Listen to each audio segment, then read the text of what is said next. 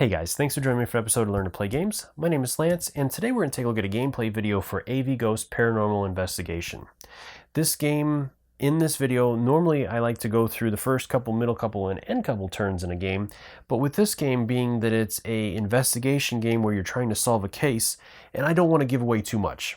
This is the first case in the game, and so I'm going to show you some things, but I don't want to show you everything to spoil the fun and the surprises that you guys are going to face. So with this one, what I'm going to do is play through the first turn with the lights on so you guys can see how everything works and all the different actions and stuff that the players can potentially perform. And then for the second turn, I'll go ahead and turn off the lights and show you guys what the game looks like in the dark. Now, one thing to keep in mind is that I don't have a super expensive high performance camera, so the video in the low light area is probably going to look a little more grainy. I do apologize for that, but it's the best I can do without very much light on. I do have a little bit of light on just to give you guys an idea so you can see how the area looks without it being totally black, because otherwise it would just be little dots of light with the camera. Unfortunately, it just can't pick up enough detail with those little lights. So that in mind, again, this is a prototype copy that I'm working with. So the production copy that you guys receive for pledging is going to look a lot better. Everything is going to be a lot cleaner and well produced, just like a lot of the other games that Mystical Games has done. So with that being said, as always, if you guys enjoy these videos, if you like what I do, please consider hitting that like button, subscribing to my channels. It helps me to grow. And if you want to get notifications anytime I release new content, ring that bell. That way then you can stay up to date on all the videos and know how to play all the games. So let's go ahead and head to the table and I'll show you what this one's all about. To start each game, you're going to choose one of the case files that you want to play. So this is going to be the first case, and so you're going to have a folder for this for each case. Inside the folder is going to be all the important information you're going to need for the game. So the first thing that the players are going to want to do is go through all the materials that are in this. So we have a map here of the house, and this is going to kind of outline all of the different things, paranormal activities and things that are going on around here as well. So this will give you potentially nice clues or things that you need to pay attention to where you're going to be placing those tokens, as you guys are going to see in a minute here.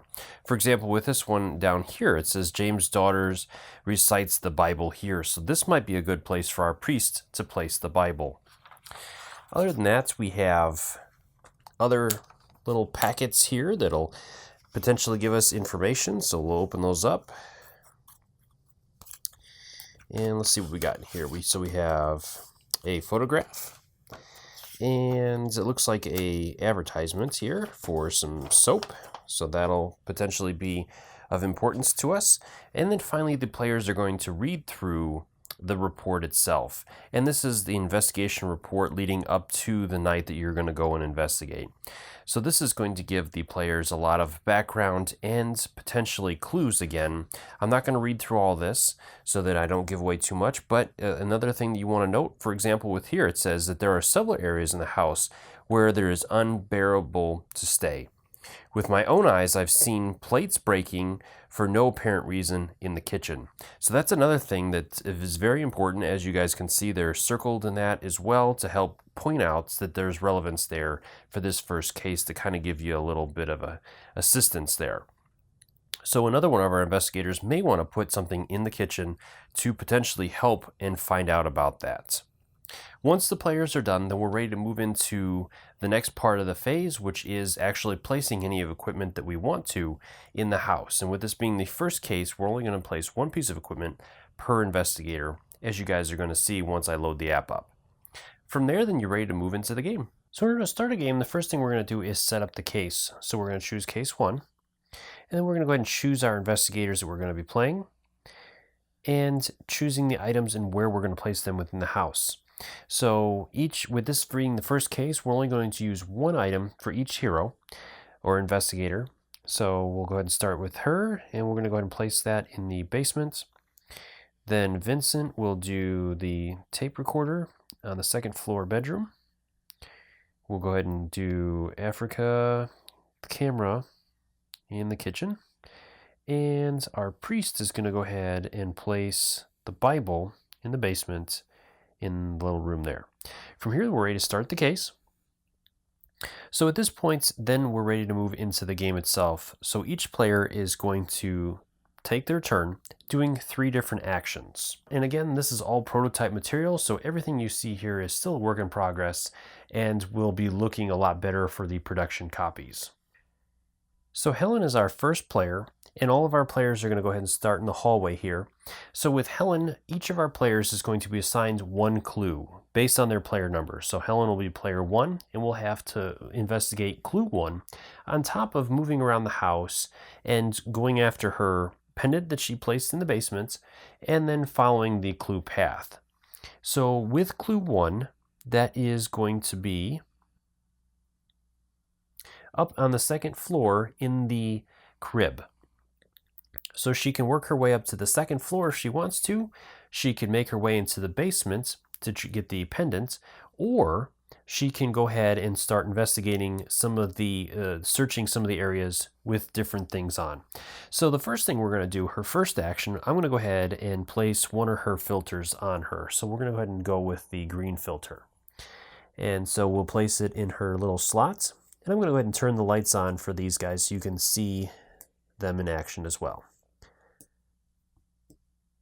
As your lights will always be on. And then she does have a green H back here, so we can investigate that and search that if we want. So let's go ahead and do that as her second action. So we'll go through the deck and get the green H. So we have that one, and then we will reveal it. And so she found a red filter, so we'll add another red filter to her area. So she has 3 reds now. And her last action, let's go ahead and move into the hallway up here to work towards that first clue. Then we're going to go ahead and move on to the next player, who is Vincent. And again, his goal is to go after clue number 2, which is going to be over here in the wheelchair. So let's work our way over there. We'll go ahead and move into this room for our first action.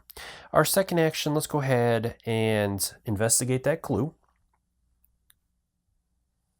So we're going to go to clue number 2. So this one, I'm not going to go through all the clues because I don't want to give away too much. But with this one, we'll go ahead and do one. So this says, an old dusty wheelchair. The back of the chair is stained with some kind of fluid. And you notice a piece of paper along, showing through one of the armrest's holes. So that is the story to it. And then we have our choose our own path options. So we have 2 of them. They say, if you want to investigate the stain on the chair, you're going to need to put a green filter on your flashlight, and then you're going to have to go to clue 22. Otherwise, if you decide to take the piece of paper and read the notes from the chairs or the armrest hole, then you're going to take clue 48. So we have the choice. We can put our green filter on and investigate the stain, or we can take a look at that little note and find out what it says. So that was our second action. So our third action could be to make that choice and to investigate one of those clues. Again, like I said, I don't want to give away too much, but let's go ahead and throw that green filter on as his third action. From there, we're ready to move on to the next investigator, which is Africa.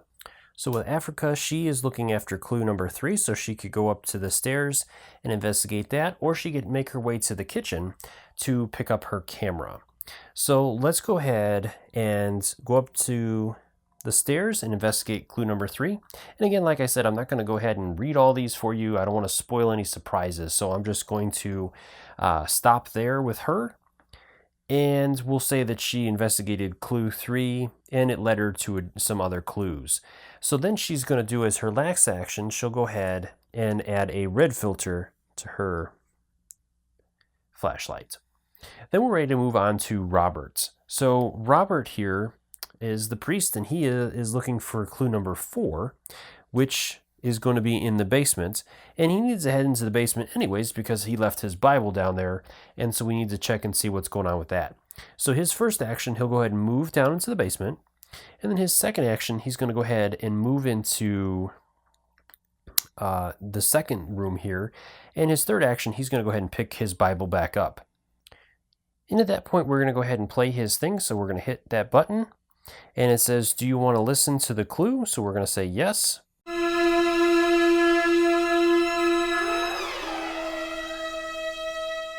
As I go to pick up the Bible, I see a woman kneeling in the center of the room. I'm not going to fail you.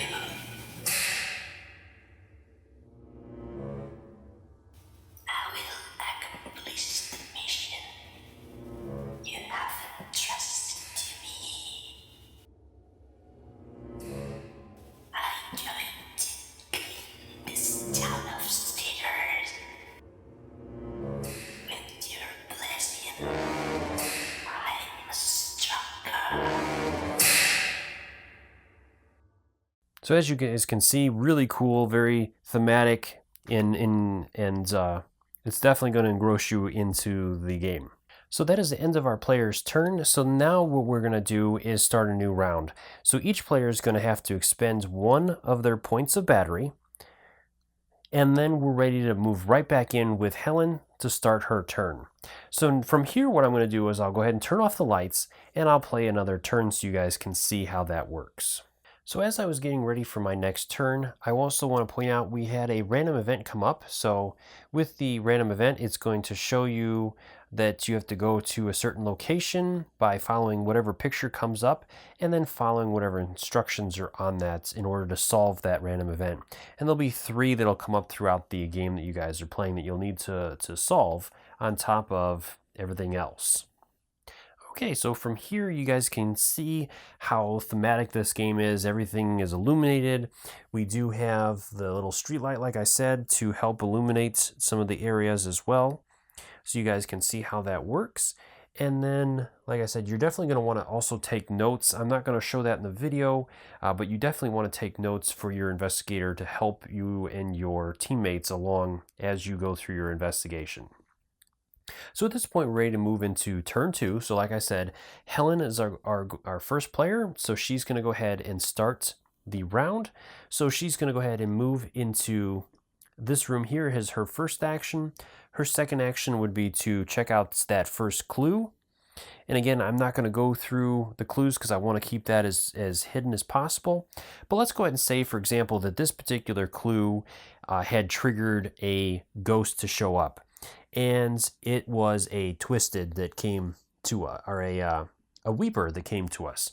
So with the weeper, that is a red ghost, and that is vulnerable to a red filter. So at this point, with our investigator, she has a green filter on, so it is not the correct filter. So then she's going to take a number of damage. With the weeper, I believe it's 1 damage to her health, and then 1 damage to her flashlight. It'll take 1 energy of her flashlight. So then during her Helen's turn, or in her next turn, she's going to have to switch out those filters. So let's go ahead and say that as her last action, she switches out this filter to a red filter. And then let's say during her next turn, in order to defeat the ghost, she's going to have to burst the filter. So it would be removed and added back to the stack. And then this ghost would be removed from the board. But now Helen is down 1 red filter. So then we're ready to move on to the next player. So that is Vincent. So then he is going to go. Now Vincent is over here checking out the wheelchair. Again, like I said, we're not going to give away too much. So let's go ahead and say that his next clue is in the living room. So we're going to have to move over to the living room. And so that would be his first action. And let's see here. We have a purple A, we have a green B, or a red B, and there's nothing else in here. So let's go ahead and switch over our filters to the red one. And let's go ahead and investigate or search that red B. So then we're going to go through our stack and find the red B. And it is nothing, blank. He found nothing in that area. And that's another thing you're going to want to keep track of, as any card that you've searched, you're going to place in the discard pile face up, and you're not allowed to look at the discard pile to find out what cards you've investigated or searched. So players are going to have to be mindful of that, as they could easily search the same sections multiple times. Okay, so we're going to move on to our next player, who is Africa. She is on the stairs investigating those photos. So during that investigation, she had another ghost that came up. It was a twisted ghost. So again, she would take damage. So the twisted ghost is going to do 2 damage to her health and 1 to her battery. And the Twisted Ghost is vulnerable to the green spectrum. So as her next action, she would have to switch out to our green filter here. And then her third action and last action, she could use a burst to cause that ghost to get away. So we're going to go ahead and do that. We'll go ahead and burst and remove that ghost. So now she is down a green filter. So then we're ready to move into Robert's turn. So Robert investigated the Bible last time, so we forgot to take this token away, but we'll go ahead and remove that and add it back to his playing area. And then from there, he would move on to the next step. So he could come back out of that room for an action. He could check and see if there's any spots to search. So there is a purple G over here. We have a yellow K. And if you guys can see, we have a yellow F over here. We have a yellow K. So there's a couple yellows, so it might be worthwhile to throw a yellow filter on as our second action. And then our third action, we could choose to check out one of those search spots, or we could come back over here and investigate his first clue, which is number 4. From there, then, like I said, it's going to just continue on with the players doing investigations, bursting ghosts, checking out clues and all that kind of stuff, and assisting each other in their investigations. When the players have found enough evidence or enough clues to help them solve the case, then it'll move on to the next step, and certain clues that might be shaded out initially will finally be revealed, and players are able to move on to the final part of the game. Now, there's plenty of ways that the players can lose the game, and it depends on the case as well. With this first case, if the investigators get trapped in a room with a witch and are unable to defeat her, they're going to lose. If all the players lose their health, they're also going to lose. Or if all the players run out of batteries. Now, players are able to recoup batteries by doing those search cards, or they can leave the house, which is going to take actions, to go back to their van and replenish and get new batteries. Well, I hope you guys found this video helpful, and I hope it helps you to decide whether or not you want to back this game. Like I said, I would definitely recommend it, but as always, if you guys have any questions or comments, please leave those in the comment section below, and I'll do my best to answer them, or I can pass them along to the creators, or you can swing by the creators Kickstarter page and drop any comments in the comment section there. I'm sure they would love to hear from you guys, and are more than happy to answer any questions you have about the game as well. And as always, thank you guys so much for taking the time to watch my videos and leave me feedback on them. I do really appreciate it, and I try to take into account everything you guys say to make the best possible videos for you. And until next time, I will see you guys later.